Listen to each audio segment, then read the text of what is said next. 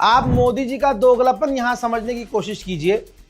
अभी 4 दिन पहले तक मोदी सरकार ये शोर मचा रही थी और लेजर आई वाले विदेश मंत्री का मीम चलाया जा रहा था कि जी भारत को कोई दिक्कत नहीं है, इस जंग से भारत पर असर नहीं पड़ेगा। फिर मोदी जी कहते हैं जैसे हम कोरोना की सिचुएशन से निकले थे वैसे इस सिचुएशन से भी निकल जाएंगे। अरे अभी तक तो आप हजरत कह रहे थे कि कोई दिक्कत ही नहीं होगी और अब कह रहे हैं कि दिक्कत है।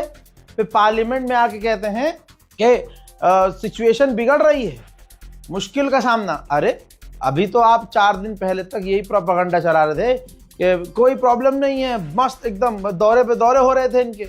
ये है ना सामने की बात। फिर पार्लियामेंट में वो कहते हैं कि मुश्किल हो रही है, मुश्किल का सामना, प्रॉब्लम आ सकती है। सुनिए। माननीय सभापति जी, पश्चिम एशिया में चल रहे युद्ध और उससे बनी परिस्थितियों से हम सभी परिचित हैं। मैं आज संसद के उच्च सदन के सामने और देशवासियों के सामने इन विकट परिस्थितियों पर सरकार का पक्ष साझा करने के लिए उपस्थित हुआ हूं। पश्चिम एशिया में चल रहे इस युद्ध को 3 सप्ताह से अधिक का समय हो चुका है। इस युद्ध ने पूरे विश्व में गंभीर ऊर्जा संकट पैदा कर दिया है। भारत के लिए भी ये स्थिति चिंताजनक है। इस युद्ध से हमारे व्यापार के रास्ते प्रभावित हो रहे हैं। इससे पेट्रोल, डीजल, गैस और फर्टिलाइजर जैसे जरूरी सामान की रूटीन सप्लाई प्रभावित हो रही है। सुन लिया? इतना ही नहीं, बीजेपी ने कल शाम 5 बजे ऑल पार्टी की मीटिंग बुला ली है। मोदी जी ने कह दिया कि भाई वो टच में है, अमेरिका, इजराइल सबसे बात कर रहे हैं और इनके टैंकर, भारत के टैंकर निकल जाएं इसके लिए बात कर रहे हैं। किससे बात कर रहे हैं?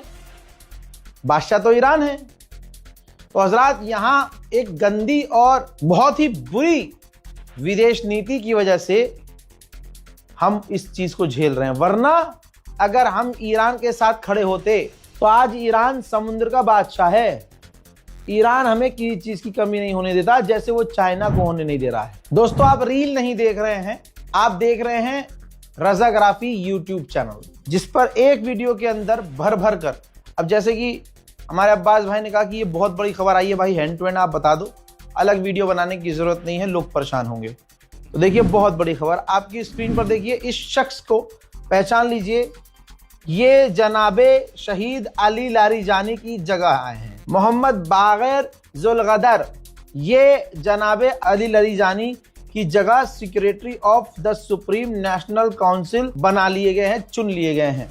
इस रिपोर्ट को शेयर कर दीजिएगा। आपको पता है कि लेबनान में अब कोई लेबनान की सरकार नहीं है, अमेरिका का द्वारा पसंदीदा, उसके द्वारा चुना गया राष्ट्रपति वहां पर है। तो वो तमाम काम ऐसे करता है जिससे अमेरिका बस नाराज ना हो। भले ही अमेरिका पीटता रहे, इजराइल बमबारी करता रहे, लोगों को कत्ल करता रहे, लोगों का नरसंहार करता रहे, लेकिन अमेरिका को कुछ नहीं कहना। तो अब लेबनान की गवर्नमेंट ने अपने आका को खुश करने के लिए ईरान के ऑफिशियल्स को अपने मुल्क से निकाल दिया।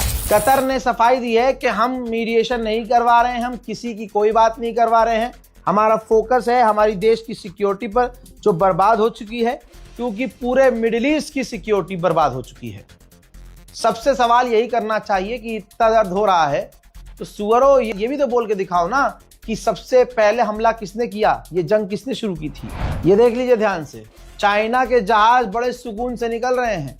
अगर कोई इंडियन नेवी और तस्वीर के साथ कोई हिंदूवादी कह दे कि सिर्फ इंडिया का जहाज निकल रहा है, तो दोस्तों उसकी जो तशरीफ है उसके अंदर मोदी जी का नाम का कीड़ा है। ठीक है, वो सामने से सच देखेगा लेकिन सच कबूल नहीं कर पाएगा। मोहतरम हजरात, इस रिपोर्ट को शेयर कीजिए और इंतजार कीजिए मेरे अगले अपडेट का। चैनल को सब्सक्राइब जरूर कीजिएगा। जय हिंद।